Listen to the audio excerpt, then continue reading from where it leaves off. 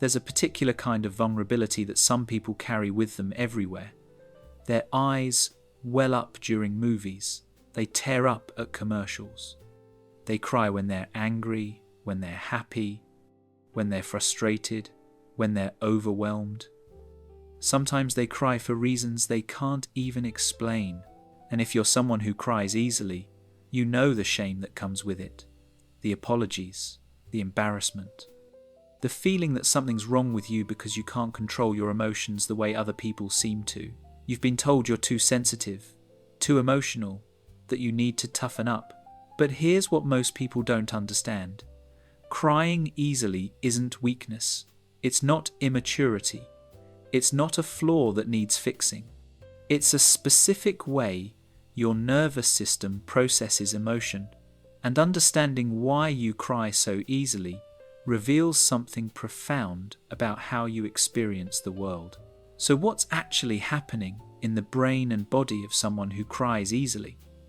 Why do some people tear up at the slightest provocation, while others can sit through funerals dry-eyed? And what does this say about who you are? Let's start with the science. Tears aren't all the same.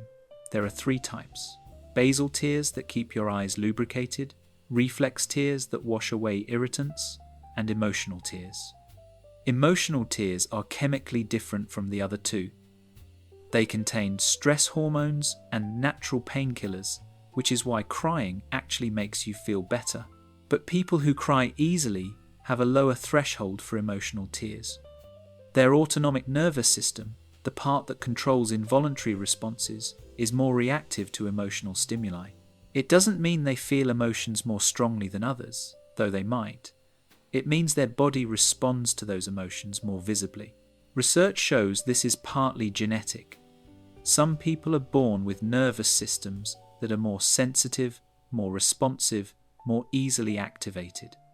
It's called sensory processing sensitivity, and it affects about 20% of the population.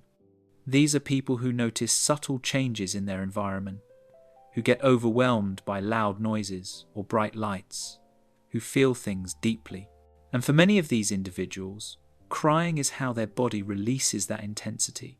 It's not a choice, it's not manipulation, it's an automatic physiological response to emotional activation.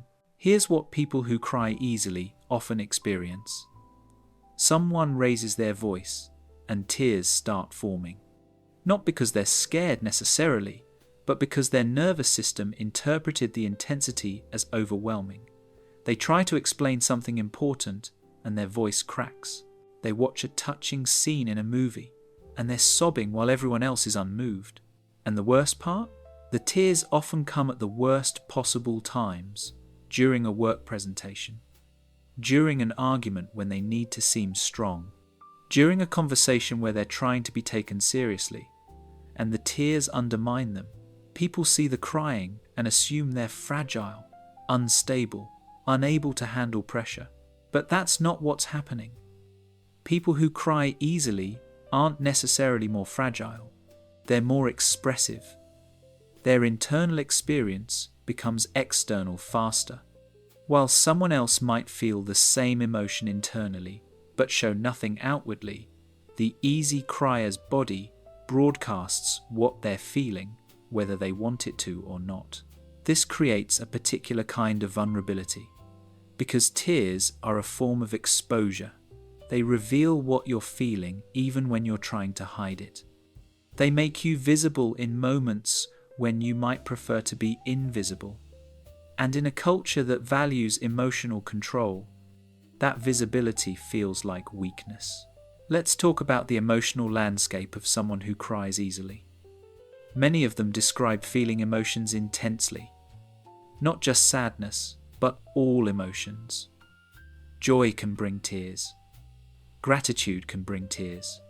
Beauty can bring tears. Anger often brings tears, which is particularly frustrating because crying when angry makes people think you're sad or scared when really you're furious. This emotional intensity isn't always a burden. People who cry easily often have deep empathy. They feel other people's pain acutely. They're moved by kindness, by sacrifice, by human connection. They cry at videos of soldiers reuniting with their dogs because they can feel the love and the relief and the longing all at once. They're also often highly creative. That sensitivity that makes them cry easily also makes them notice beauty others miss, feel nuances others don't perceive, create art that moves people because it comes from a place of genuine feeling. But the downside is exhaustion. Feeling everything so intensely is tiring, and crying frequently is physically draining. Your body goes through a stress response when you cry. Your heart rate increases. Your breathing changes.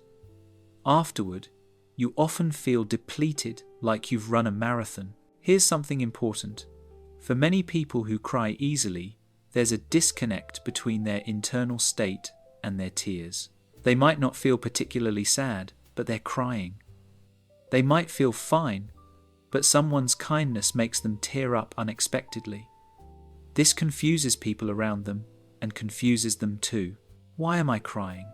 I'm not even upset. But the tears come anyway because the body responds to emotional stimulation, not just to conscious feelings. Your nervous system detected something, intensity, beauty, connection, and it responded with tears before your mind even processed what you were feeling. Let's talk about the social consequences. Because living as someone who cries easily means constantly navigating other people's discomfort with your tears. People don't know what to do when you cry. They get awkward. They try to fix it. They tell you it's okay, as if crying means something's wrong that needs correcting. In professional settings, it's worse. Crying at work is seen as unprofessional, as losing control, as being unable to handle pressure. People who cry easily often develop elaborate strategies to hide it. They excuse themselves to bathrooms. They bite their cheeks. They press their tongue to the roof of their mouth. They do math problems in their head. Anything to stop the tears from coming. And when the tears come anyway, there's shame. Deep, burning shame. Apologies tumble out. I'm sorry. I don't know why I'm crying. I'm fine, really. As if the tears are an offense that requires absolution. But here's what's actually happening. You're experiencing a physiological response to stimulation. That's all. Your tears don't mean you're weak any more than someone else's sweating means they're weak. It's just how your body works. There's also a gender dimension to this. Women are generally more socially permitted to cry than men, though they're also penalized for it professionally. But men who cry easily face even harsher judgment. They're told real men don't cry, that tears are unmanly, that they need to toughen up. This creates enormous psychological pressure. Men who cry easily often internalize deep shame about their tears. They see their emotional expressiveness as failure of masculinity. They hide it desperately, sometimes for decades, sometimes at great cost to their mental health. But crying isn't gendered. It's human.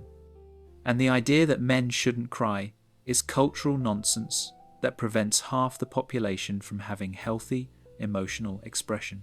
Let's talk about what causes someone to be an easy crier. Beyond genetics and nervous system sensitivity, there are other factors. Trauma can make you cry more easily. When you've been hurt deeply, your emotional regulation can become impaired. You're more easily overwhelmed because you're already carrying so much. Stress and exhaustion lower your threshold for tears. When you're running on empty, everything feels more intense. That's why you might cry over something small when you're overwhelmed. Not because the thing itself is that upsetting, but because it's the final straw on an already overloaded system. Hormones play a role too. Prolactin, a hormone involved in emotional tears, is higher in women than men, which partly explains why women cry more frequently on average. Hormonal fluctuations during menstrual cycles, pregnancy, or menopause can make crying easier during certain times. And sometimes, Crying easily is a symptom of depression or anxiety. When you're struggling mentally, your emotional regulation suffers. Tears come more quickly, more frequently, sometimes without clear cause. Here's what people who cry easily need to understand. Your tears don't make you broken. They make you human. They're your body's way of processing and releasing emotion. And while they're inconvenient, while they're sometimes embarrassing, they're also a gift. Because people who cry easily often have access to emotional depth that others don't. They feel joy more fully. They connect with art more deeply. They empathize with others more genuinely. Their tears are evidence of a heart that's open, a nervous system that's responsive, a soul that hasn't built walls against feeling. That doesn't mean you have to love crying. It's okay to find it frustrating. It's okay to wish you had more control over when the tears come. But it's also okay to accept that this is how you're built, that fighting it constantly is exhausting and ultimately futile. What helps is reframing. Instead of seeing tears as weakness, see them as release. Instead of apologizing for crying, simply acknowledge it. I tear up easily. It's just how I process emotion. Give yourself permission to cry without shame. Remove the judgment from it. It also helps to understand your triggers. Are there specific situations that make you cry? Confrontation, kindness, gratitude? Knowing your patterns helps you anticipate and prepare. Not to stop the tears necessarily, but to not be surprised by them. And sometimes it helps to warn people.